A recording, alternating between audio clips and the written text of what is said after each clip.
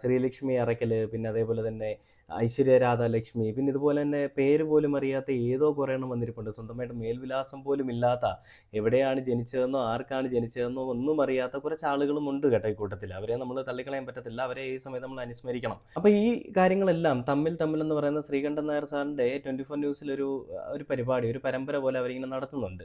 അപ്പോൾ അതിൽ ചർച്ചയ്ക്ക് വേണ്ടിയിട്ട് ഇരുത്തിയിരിക്കുന്ന ഒരു പക്ഷത്ത് സ്ത്രീ മനോഭാവമുള്ള പുരുഷന്മാരും സ്ത്രീകളെ അനുകൂലിക്കുന്ന ഫെമിനിസ്റ്റുകളെന്ന് സ്വയമേ പേര് ചേർത്തുകൊണ്ട് നടക്കുന്ന കുറച്ച് ആളുകളും ഒരു സൈഡിലും. എന്നാൽ മറുവശത്ത് ഈ സ്ത്രീകളുടെ ഇത്തരം ചിന്താഗതികളെ, ഇത്തരം മോശപ്പെട്ട ചിന്താഗതികളെ എതിർക്കുന്ന പുരുഷ വിഭാഗത്തിൽപ്പെട്ട, അല്ലെങ്കിൽ ആണത്തമുള്ള, മൂക്കിന് താഴെ മീശ വെച്ചിട്ട് അതിനോട് 100% നീതി പുലർത്തിയ കുറച്ച് ആളുകൾ. ആ കൂട്ടത്തിലൊക്കെയാണ് രാഹുൽ ഈശ്വറും അതേപോലെയുള്ള ആളുകളൊക്കെ വരുന്നത് കേട്ടോ.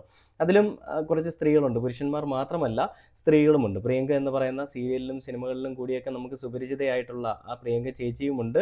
അതോടൊപ്പം തന്നെ വേറെയും